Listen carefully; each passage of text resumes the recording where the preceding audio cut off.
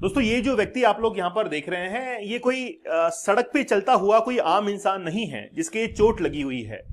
सिर में चोट बड़ी गंभीर है और फिर बाद में हॉस्पिटलाइज करवाया गया। ये कौन है?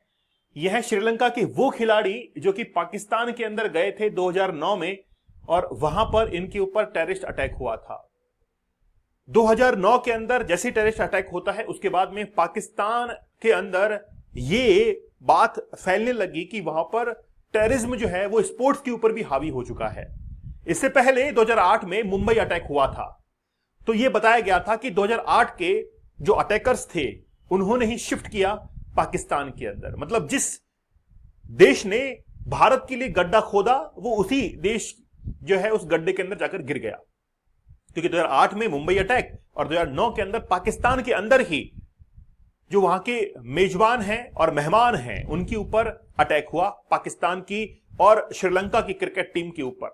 लेकिन पाकिस्तान की क्रिकेट टीम जो थी वो सेफ जोन के अंदर थी और श्रीलंका के जो क्रिकेटर्स थे वो इसके अंदर काफी हताहत हुए थे। 2009 की घटना है और लाहौर के अंदर यह घटना घटित हुई थी और इसीलिए आज न्यूज ये निकल कर आती है कि भारत ने पाकिस्तान के हॉकी प्लेयर्स को इंडिया में एंट्री दे दी है, वीजा प्रोवाइड करने के लिए कह दिया है कि आप आइए और हमारे देश के अंदर आकर खेलिए। और इसके अंदर टेररिज्म कोई बैरियर नहीं है। पहलगाम अटैक हुआ 22 अप्रैल को, 26 लोग हमारे मारे गए उसके अंदर और उसमें पाकिस्तान और इंडिया के रिलेशन काफी ज्यादा खराब हो गए। हमने हमारा एयर स्पेस बंद कर दिया, हमने पाकिस्तान के जितने भी जो एम्बेसडर्स थे उनको कह दिया कि आप जाइए पाकिस्तान के अंदर, भारत में अब रहने के लिए आपको कुछ रह नहीं गया है, आप वापस से पाकिस्तान के अंदर चले जाइए। लेकिन बात यह है कि खेल को खेल की भावना से खेलना चाहिए।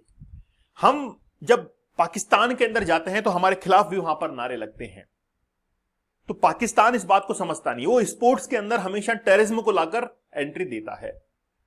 तो भारत को फिर कोई रास्ता रह नहीं जाता है अपनाने के लिए, तो हमको पाकिस्तान के जो क्रिकेटर्स हैं या फिर स्पोर्ट्स पर्सन हैं उनको भारत में बैन करना ही पड़ता है। जब भी भारत के अंदर कोई पाकिस्तान के अंदर कोई ट्रॉफी होती है तो हमने उसमें यह कहा कि यार श्रीलंका के जब स्पोर्ट्स पर्सन के ऊपर अटैक हुए हैं तो हमारे ऊपर भी हो सकता है, हम लोग नहीं जाएंगे पाकिस्तान में खेलने के लिए। लेकिन अब हॉकी मैच हो रहा है भारत के अंदर और हमने पाकिस्तान के जो स्पोर्ट्स पर्सन है उनको यहां पर एंट्री दे दी है, लेकिन हम लोग डिनाई भी नहीं कर पा रहे थे इनको। जानबूझकर हम भी फंसे हुए थे कुछ पेज के अंदर, कुछ जियोपॉलिटिक्स के अंदर हम लोग फंसे हुए थे। तो जब पाकिस्तान के अंदर अटैक हुआ श्रीलंका के क्रिकेट टीम के ऊपर, तो फिर आप देखिए कि किस तरीके से उनको हेलीकॉप्टर्स के अंदर वहां पर ले जाया गया। ठीक है, चलिए अब एक्चुअली में 4 इवेंट होने हैं भारत के अंदर। पहला इवेंट है हॉकी एशिया कप जो कि 29 अगस्त से लेकर 7 सितंबर के बीच में राजगीर बिहार के अंदर होना है, और दूसरा है जूनियर विश्व कप 28 नवंबर से लेकर 10 दिसंबर के बीच में चेन्नई मदुरई में होना है। ये हुए 2 इवेंट। इसके अलावा 2 इवेंट और है। 2030 के अंदर कॉमनवेल्थ गेम्स भारत के अंदर होने हैं और 2036 में ओलंपिक गेम्स होने हैं अहमदाबाद के अंदर। अब बात यह है कि एक ओलंपिक चार्टर है, एक ओलंपिक चार्टर है जिसको 1908 के अंदर बनाया गया था। जिस समय हमारा भारत देश गुलाम था, हम लोग गुलामी की जो जंजीरें थी उनमें जकड़े हुए थे।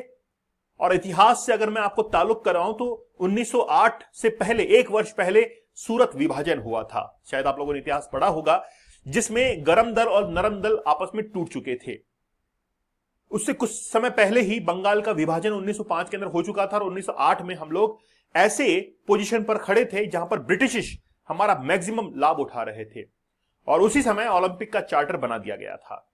तो ओलंपिक का चार्टर जब बनाया गया तो उसमें एक रूल ऐड किया गया, रूल नंबर 44। उसमें यह लिखा गया कि अगर आप स्पोर्ट्स पर्सन को प्रोहिबिट करते हैं, डिस्क्रिमिनेशन करते हैं उनका on the basis of nation, on the basis of any other issue, तो आपको किसी भी स्पोर्ट्स की जो होस्टिंग है वो नहीं मिलेगी। ऐसा 44 के अंदर लिखा गया। भारत ने इसको पढ़ा और यह समझा कि अगर हमने पाकिस्तान के स्पोर्ट्स पर्सन को भारत के अंदर आने से रोका तो कहीं ना कहीं हमारी मेजबानी छिड़ सकती है। अब देखिए भारत और पाकिस्तान में फर्क क्या है। भारत और पाकिस्तान के अंदर फर्क यही तो है कि हम लोग हमारी इकोनॉमी की तरफ सोच रहे हैं।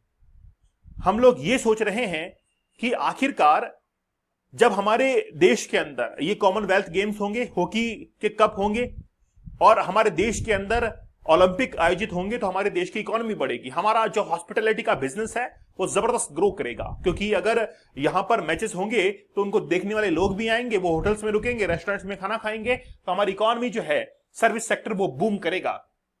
और इस बात को ध्यान में रखते ही हमने तमाम स्टेप्स लिए हैं। लेकिन क्या कभी ऐसा हुआ है कि किसी देश ने डिस्क्रिमिनेशन किया हो और फिर उनको बाहर कर दिया गया हो? बिल्कुल हुआ है ऐसा। दुबई के अंदर वर्ल्ड टेनिस एसोसिएशन ने क्या किया था कि वहां पर टेनिस का एक टूर्नामेंट था दुबई के अंदर, और वहां पर इजरायली जो प्लेयर्स थे उनके आने पर दुबई ने रोक लगा दी, उनके वीजा रद्द कर दिए, और फिर दुबई से वो चैंपियनशिप की होस्टिंग जो है वो छीन ली गई थी। मलेशिया में 2009 के अंदर ऐसा ही हुआ था कि मलेशिया के अंदर भी इजरायली जो स्पोर्ट्स पर्सन थे उनके ऊपर रोक लगा दी गई थी, और फिर उनको वहां पर वीजा नहीं दिया गया और मलेशिया से वो होस्टिंग छीन ली गई थी। यहां तक कि फाइन भी इंपोज किए गए थे। तो इसीलिए ओलंपिक जो कमेटी है उसने ये कहा है भारत को कि आप लिख के दे दीजिए पेपर्स के ऊपर कि आपके देश के अंदर जो गेम्स होने जा रहे हैं आप उनको लेकर कोई भी डिस्क्रिमिनेशन नहीं करेंगे, कोई भी वीजा पाबंदियां नहीं लगाएंगे और आसानी से उनको भारत में होने देंगे, चाहे फिर वो पाकिस्तान हो, चाहे फिर वो टर्की हो, चाहे वो चीन हो, चाहे फिर वो बांग्लादेश हो, कोई भी आपका दुश्मन हो, आप उसको भारत में आने से रोकेंगे नहीं। क्या आप सहमत है? भारत ने कहा कि क्यों नहीं, हम लोग सहमत हैं। बस ये बात ध्यान रखना कि पाकिस्तान के नुमाइंदे जब भारत के अंदर आ रहे हैं तो वो यहां पर टोह लेने के लिए नहीं आए, यहां पर निगरानी करने के लिए नहीं आए, क्योंकि किसी पाकिस्तानी खिलाड़ी के अंदर अगर आईएसआई का एजेंट छिपा हो तो हम लोग पता नहीं कर पाएंगे, क्योंकि किसी जमीन के अंदर अगर उसका जो साया है वो छिपा हुआ है तो हम लोग पता नहीं कर पाएंगे, है ना। इसीलिए हमने कहा कि भाई खेल को खेल की भावना से ही खेलना है, यहां पर आकर कोई उत्पाद नहीं मचाना है या फिर यहां पर आकर कोई इंफॉर्मेशन कलेक्ट नहीं करनी है। तो भारत ने कहा कि ठीक है आइए, और फिर इस चीज को कह दिया गया कि हम लोग इनको अलाउ करेंगे और हम लोग टेररिज्म के खिलाफ हैं, ना कि हम लोग खिलाफ हैं किसी स्पोर्ट्स के। तो आज भारत ने एंट्री दे दी है। हॉकी चैंपियनशिप भारत के अंदर होगी, एशिया वाली, जूनियर वर्ल्ड कप होगा, कॉमनवेल्थ गेम्स के अंदर पाकिस्तान की एंट्री होगी, ओलंपिक्स के अंदर पाकिस्तान की एंट्री होगी। वैसे कुछ खासा अच्छा करता नहीं है पाकिस्तान, लेकिन फिर भी वो आत्मसंतुष्टि के लिए, सेल्फ सेटिस्फैक्शन के लिए वो भारत में आएगा, क्योंकि ऐसा कुछ ज्यादा उखाड़ा नहीं है ओलंपिक के अंदर पाकिस्तान ने। लेकिन भारत को भी बहुत कुछ करने की जरूरत है। तो बात यह है कि हम लोग बहुत तेज गति से इकोनॉमी के अंदर आगे बढ़ने वाले हैं और उन्हीं प्रोस्पेक्टिव पर हम लोग सोच विचार कर रहे हैं। भारत आज 3rd लार्जेस्ट इकोनॉमी बन चुकी है पूरी वर्ल्ड के अंदर। तो मुबारक हो आप लोगों को। यूएसए, चाइना और उसके बाद में जापान को पछाड़ते हुए हम लोग आगे पहुंच चुके हैं और 3rd लार्जेस्ट इकोनॉमी का खिताब भारत को मिल चुका है। और वो इसीलिए मिला है कि हम लोग हर चीज को परे रखते हैं और इकोनॉमी को सबसे आगे रखते हैं, क्योंकि इकोनॉमी से घर चलता है, इकोनॉमी से परिवार चलता है, और जब आपकी इनकम बढ़ती है तो आप फिर उसको खर्च भी करते हैं बाजार में जाकर, और जब खर्च करते हैं तो इकोनॉमी सर्कुलेट होती है, पैसा सर्कुलेट होता है और अच्छे से हम लोग ग्रो कर पाते हैं। आप लोगों का क्या मानना है?